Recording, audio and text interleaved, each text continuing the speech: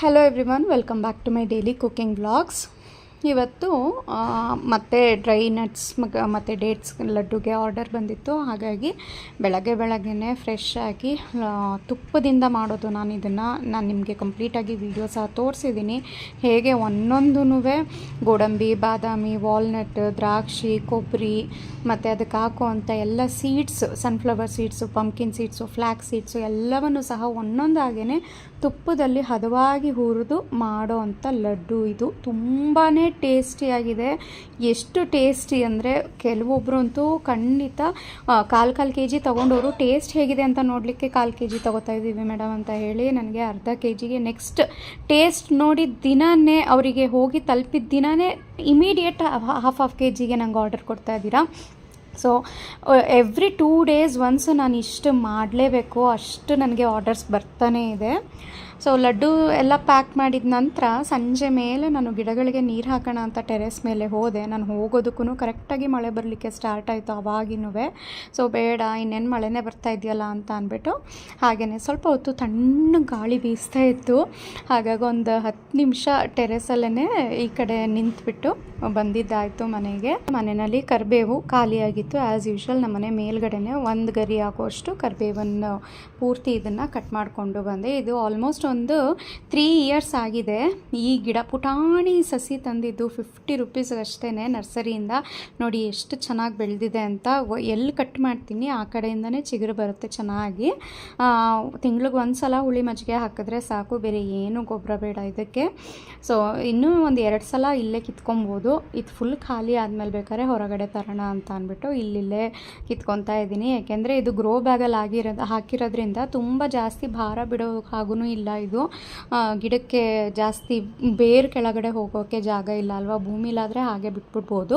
So grow ಬ್ಯಾಗಲ್ಲಿ ಆವಾಗವಾಗ ನಾವು ಈ ರೀತಿ ಕಟ್ ಮಾಡ್ಕೊತಾ ಇರಬೇಕು. ಇಲ್ಲಾಂದರೆ ಆ ಗಿಡದ ಭಾರಕ್ಕೆ ಗಿಡನೂ ಸಹ ಕಟ್ ಆಗೋವಂಥ ಚಾನ್ಸಸ್ ಇರುತ್ತೆ. ಹಾಗಾಗಿ ಸೊ ನೆಕ್ಸ್ಟು ಇಲ್ಲಿ ಮನೆಯಲ್ಲಿ ಈವ್ನಿಂಗ್ ಏನಾದರೂ ಸ್ನ್ಯಾಕ್ಸಿಗೆ ಕಾಫಿ ಜೊತೆಗೆ ತಿನ್ನಬೇಕು ಅಂತ ಅನ್ನಿಸ್ತಾನೆ ಇರುತ್ತೆ. ಹಾಗೆಯೇ ಹಿತೈಷ್ಗೆ ಸ್ನ್ಯಾಕ್ಸ್ಗೂ ಆಗುತ್ತೆ ಅಂತ ನಾನೇ ಪ್ರಿಪೇರ್ ಮಾಡೋವಂಥ ಚಕ್ಲಿ ಪ್ರೀಮಿಕ್ಸ್ನ ಯೂಸ್ ಮಾಡಿಕೊಂಡು ಇವತ್ತು ಮನೆಯಲ್ಲಿ ಚಕ್ಲಿ ಪ್ರಿಪೇರ್ ಮಾಡ್ತಾಯಿದ್ದೀನಿ.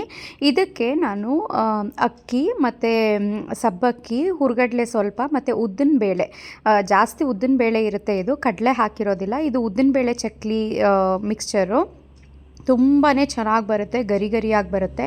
ಈ ಹೊರಗಡೆ ಎಲ್ಲ ಈ ಸ್ನ್ಯಾಕ್ ಅಂಗಡಿಗಳಲ್ಲಿ ಉದ್ದಿನಬೇಳೆ ಚಕ್ಲಿ ತುಂಬಾ ಚೆನ್ನಾಗಿ ಘಮ ಅಂತ ಇರುತ್ತೆ. ಸಾಮಾನ್ಯ ಈ ದೇವಸ್ಥಾನಗಳಲ್ಲೂ ಒಂದೊಂದು ಕಡೆ ಮಾರ್ತಾ ಇರ್ತಾರೆ, ಅದೇ ಥರ ಟೇಸ್ಟ್ ಇರುತ್ತೆ. ಇದು ಹುರ್ಗಡ್ಲೆ ಚಕ್ಲಿ ಬೇರೆ ಥರ ಬರುತ್ತೆ. ಸೊ ಇದನ್ನು ಯೂಸ್ ಮಾಡಿಕೊಂಡು ನೀವು ಚಕ್ಲಿ ಮಾಡ್ಬೋದು, ಮುರುಕು ಮಾಡ್ಬೋದು, ಬೆಣ್ಣೆ ಮುರುಕು ಮಾಡ್ಬೋದು, ಇಲ್ಲ ತೆಂಗುಳಲ್ ಅಂತ ಹೇಳ್ತಾರಲ್ಲ, ಈ 3 ತೂತಿಂದು ಒರಳಲ್ಲಿ ಮಾಡ್ತಾರೆ ನೋಡಿ, ಅದನ್ನು ಯೂಸ್ ಮಾಡ್ಬೋದು.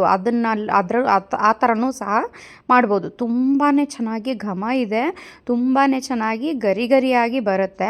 ಸೊ ಈ ಚಕ್ಲಿ ಪ್ರೀಮಿಕ್ಸು 1/4 kgಯಿಂದ ಸ್ಟಾರ್ಟ್ ಆಗುತ್ತೆ. 1/4 kg ನಾನಿಲ್ಲಿ ತೊಗೊಂಡಿದ್ದೀನಿ.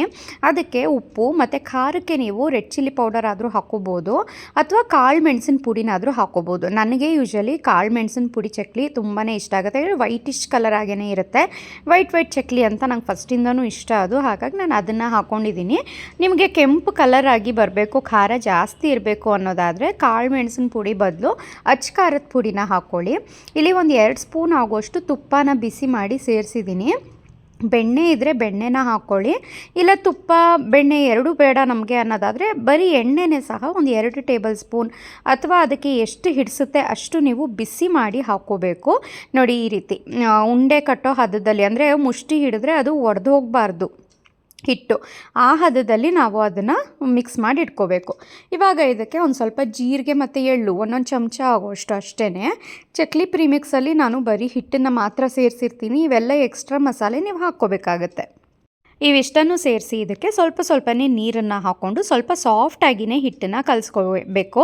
ಯಾಕೆಂದರೆ ಉದ್ದಿನ ಬೇಳೆ ಆಗಿರೋದ್ರಿಂದ ಇದು ನಾವು ಎಷ್ಟೇ ಹೊತ್ತು ಬಿಟ್ಟದಷ್ಟು ಅದು ನೀರು ಹೀರ್ಕೊಂಡು ದಪ್ಪ ಆಗ್ತಾ ಬರ್ತಾ ಇರುತ್ತೆ. ಸೊ ಮೊದಲಿಗೆ ನೀವು ಸಾಫ್ಟಾಗಿ ಕಲಿಸ್ಕೊಂಡ್ರೆ ಒಂದು 5-10 ನಿಮಿಷ ಬಿಟ್ಟ ನಂತರ ನೀವು ಚಕ್ಲಿ ಮಾಡಲಿಕ್ಕೆ ಕರೆಕ್ಟ್ ಹದದಲ್ಲಿ ಇರುತ್ತೆ. ಸೊ ನೋಡಿ, ಈ ರೀತಿ ಸ್ವಲ್ಪ ಸ್ವಲ್ಪನೇ ನೀರನ್ನು ಹಾಕ್ಕೊಂಡು ನಾನು ಈ ರೀತಿ ಚೆನ್ನಾಗಿ ನಾದ್ಬಿಟ್ಟು ಕಲಸಿ ಉಂಡೆ ಮಾಡಿ ಇಟ್ಕೊಂಡಿದ್ದೀನಿ. ಇವಾಗ ಚಕ್ಲಿ ಹಿಟ್ಟು ರೆಡಿ ಆಗೋಯ್ತು. ಸಾಮಾನ್ಯ ಕೆಲವೊಬ್ಬರಿಗೆ ಅಕ್ಕಿ ಹಿಟ್ಟು ಎಷ್ಟು ಹಾಕಬೇಕು, ಕಡಲೆ ಎಷ್ಟು ಹಾಕಬೇಕು ಅಂತ ಗೊತ್ತಾಗೋದಿಲ್ಲ. ಆಮೇಲೆ ಉದ್ದಿನಬೇಳೆ ಬೇಯಿಸ್ಕೋಬೇಕಾ, ಉದ್ದಿನಬೇಳೆ ಯಾವ ಹದದಲ್ಲಿ ಹುರಿಬೇಕು, ಎಷ್ಟು ತೊಗೋಬೇಕು ಅನ್ನೋದು ಗೊತ್ತಾಗೋದಿಲ್ಲ. ಅಂಥವ್ರಿಗೆ ಇದು ಬೆಸ್ಟು. ಮನೆಯಲ್ಲಿ ಮಕ್ಕಳು ಚಕ್ಲಿ ಕೋಡ್ಬಳೆ ಅಂತ ಅಂದರೆ ಯಾರು ತಾನೇ ಇಷ್ಟಪಡಲ್ಲ ಹೇಳಿ. ಅದರಲ್ಲೂ ಈ ಹೊರಗಡೆ ಸಿಗೋ ಅಂಥದ್ದನ್ನು ತಂದು ಕೊಡೋಣ ಅಂತ ಅಂದರೆ ಹೊರಗಡೆ ಎಲ್ಲ ಸ್ವಲ್ಪ ಪಾಮ್ ಆಯಿಲ್ನ ಯೂಸ್ ಮಾಡಿ ಫ್ರೈ ಮಾಡಿರ್ತಾರೆ. ತುಂಬ ಕಡಿಮೆ ಬೆಲೆಗೆ ಸಿಗೋ ಅಂಥದ್ದು ಅದೇನೇ ಅಲ್ವಾ. ಈ ರೀತಿ ರಿಫೈನ್ಡ್ ಆಯಿಲ್ನಲ್ಲಿ ನೀವೇ ಮನೆಯಲ್ಲೇ ಮಾಡ್ಕೋಬೋದು. ಇಲ್ಲ ಕೋಲ್ಡ್ ಪ್ರೆಸ್ಡ್ ಆಯಿಲ್ನಲ್ಲಿ ನೀವು ಯಾವ್ದು ಯೂಸ್ ಮಾಡ್ತೀರಾ ಅದನ್ನು ಮನೆಯಲ್ಲೇ ಫಟಾಫಟ್ ಅಂತ ಒಂದು 5 ನಿಮಿಷದಲ್ಲೇ ರೆಡಿ ಮಾಡಿಬಿಡ್ಬೋದು. ಸೊ ಹಾಗಾಗಿ ಈಸಿ ಆಗಲಿ ಅಂತ ನಾನು ಈ ಚಕ್ಲಿ ಪ್ರೀಮಿಕ್ಸ್ನ ಇವಾಗ ಇಂಟ್ರೊಡ್ಯೂಸ್ ಮಾಡಿದ್ದೀನಿ. ಆಲ್ಮೋಸ್ಟ್ ತುಂಬ ಜನ ತೊಗೊಂಡು ರಿವ್ಯೂಸ್ನ ಸಹ ಕೊಟ್ಟಿದ್ದೀರಾ. ಸೊ ನಾನಿಲ್ಲಿ ತೋರಿಸ್ತಾ ಇದ್ದೀನಿ ಎಗೇನ್ ಯಾವ ರೀತಿ ಮಾಡೋದು ಇದನ್ನು ಅಂತ.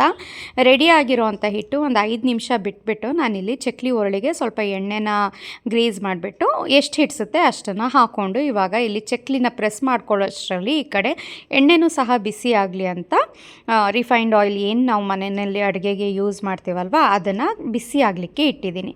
ಅದು ಬಿಸಿ ಆಗೋಷ್ಟರಲ್ಲಿ ಒಂದು ಬ್ಯಾಚ್ನಲ್ಲಿ ಎಷ್ಟು ಚಕ್ಲಿಗಳಾಗ್ತವೆ ಅದನ್ನು ಈ ಕಡೆ ಬಟರ್ ಪೇಪರ್ ಮೇಲೆ ನಾನು ಈ ರೀತಿ ಚಕ್ಲಿನ ರೌಂಡಾಗಿ ಶೇಪ್ ಕೊಟ್ಕೊಂಡು ಇಟ್ಕೊತಾ ಇದ್ದೀನಿ. ಕೆಲವೊಬ್ಬರಿಗೆ ಈ ರೀತಿ ರೌಂಡ್ ಚಕ್ಲಿ ಮಧ್ಯ ಮಧ್ಯ ಕಟ್ ಆಗ್ತಾ ಇದೆ ಅಂತ ಅಂದರೆ ನೀವು ಹಿಟ್ಟನ್ನು ಗಟ್ಟಿ ಕಲಿಸ್ಕೊಂಡಿದ್ದೀರಾ ಅಂಥೇಳಿ ಅರ್ಥ. ಸೊ ಆವಾಗ ಎಲ್ಲವನ್ನು ಚಕ್ಲಿ ಒರಳಿಂದ ಮತ್ತೆ ತೆಗೆದುಬಿಟ್ಟು ಇನ್ನೊಂದು ಸ್ವಲ್ಪ ನೀರನ್ನು ಹಾಕಿ ಸ್ವಲ್ಪ ಸಾಫ್ಟಾಗಿ ನೀವು ಹಿಟ್ಟನ್ನು ಕಲಿಸ್ಕೊಂಡ್ರೆ ಇದೇ ರೀತಿ ಮಧ್ಯ ಎಲ್ಲೂ ಕಟ್ಟಾಗ್ದೇ ನಿಮಗೆ ಚಕ್ಲಿ ನೀಟಾಗಿ ಬರುತ್ತೆ.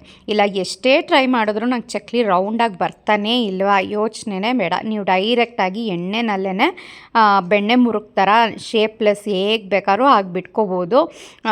ಅದನ್ನು ಆಮೇಲೆ ಗೋಲ್ಡನ್ ಬ್ರೌನ್ ಆಗೋವರೆಗೂ ಫ್ರೈ ಮಾಡಿಬಿಟ್ಟು ತೆಗೆದ್ರೆ ಬೆಣ್ಣೆ ಮುರುಕ್ ಥರ ಆಗುತ್ತೆ. ಇದು ಆ್ಯಕ್ಚುಲಿ ಬೆಣ್ಣೆ ಮುರುಕ್ ಟೇಸ್ಟೇ ಇರುತ್ತೆ. ಯಾಕೆಂದರೆ ಉದ್ದಿನಬೇಳೆ ಅಕ್ಕಿ ಎಲ್ಲ ಹದವಾಗಿ ನಾವು ಹುರಿದು ಮಾಡಿರೋದ್ರಿಂದ ಇದು ಬೆಣ್ಣೆ ಮುರುಕ್ ಥರನೇ ಟೇಸ್ಟ್ ಬರುತ್ತೆ. ಕಲರಲ್ಲೂ ಅಷ್ಟೇ, ಯಾಕೆಂದರೆ ಇಲ್ಲಿ ನಾನು ಕಾಳು ಮೆಣಸನ್ನು ಹಾಕಿದ್ದೀನಿ ಅಲ್ವಾ, ಹಾಗಾಗಿ ಕಲರಲ್ಲೂ ಸ್ವಲ್ಪ ವೈಟಿಶ್ ಕಲರ್ ಆಗೇ ಬರುತ್ತೆ.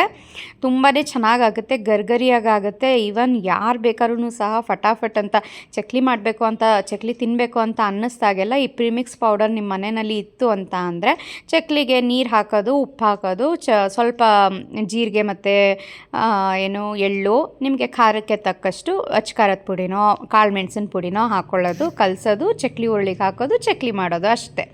ತುಂಬಾ ಸುಲಭ ಅಲ್ವಾ. ಎಷ್ಟು ಚೆನ್ನಾಗಿ ಆಗ್ತಾಯಿದೆ ನೋಡಿ. ಮಧ್ಯ ಮಧ್ಯ ಎಲ್ಲೂ ಸಹ ಕಟ್ ಆಗ್ತಾಯಿಲ್ಲ. ನಾನು ಹೇಳಿದಾಗೆ ಎಷ್ಟು ಅಗಲ ಬೇಕಾದ್ರೂ ನೀವು ಚಕ್ಲಿಗಳನ್ನ ಈ ರೀತಿ ಮಾಡ್ಕೋಬೋದು.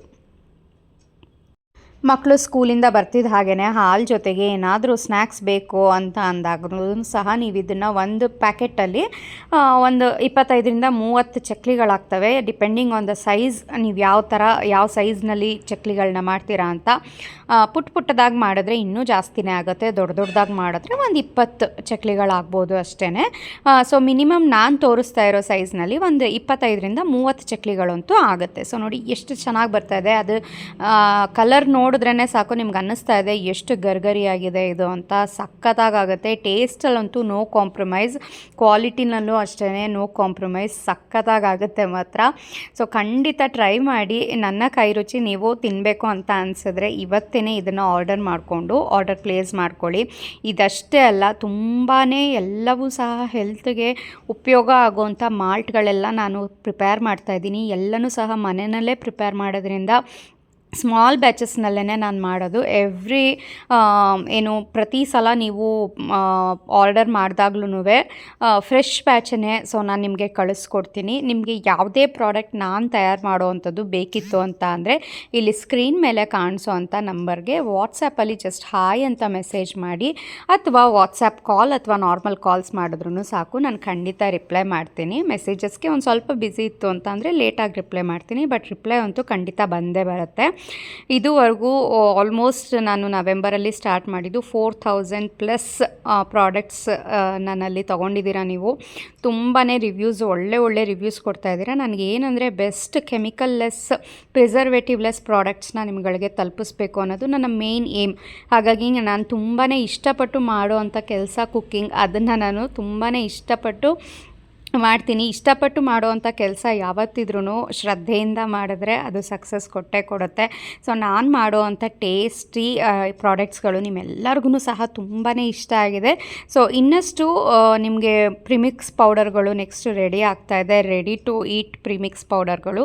ಸೊ ಖಂಡಿತ ನೆಕ್ಸ್ಟ್ ವೀಡಿಯೋದಲ್ಲಿ ಅದನ್ನು ಏನು ಎತ್ತ ಅಂತ ತಿಳಿಸ್ಕೊಡ್ತೀನಿ. ಸೊ ಇವಾಗ ನಿಮಗೆ ಯಾವುದಾದ್ರೂ ಪ್ರಾಡಕ್ಟ್ಸ್ ಬೇಕು, ಚಟ್ನಿ ಪುಡಿ ಬೇಕು, ಮಾಲ್ಟ್ ಪೌಡರ್ ಬೇಕು ಅಂತ ಅಂದರೆ ಮೇಲೆ ಕಾಣಿಸ್ತಾ ಇರೋ ಸ್ಕ್ರೀನ್ ಮೇಲೆ ಕಾಣಿಸ್ತಾ ಇರೋ ನಂಬರ್ಗೆ ಜಸ್ಟ್ ವಾಟ್ಸಪ್ಪಲ್ಲಿ ಹಾಯ್ ಅಂತ ಮೆಸೇಜ್ ಮಾಡಿ ಸಾಕು, ಆರ್ಡರ್ ಪ್ಲೇಸ್ ಮಾಡಿ.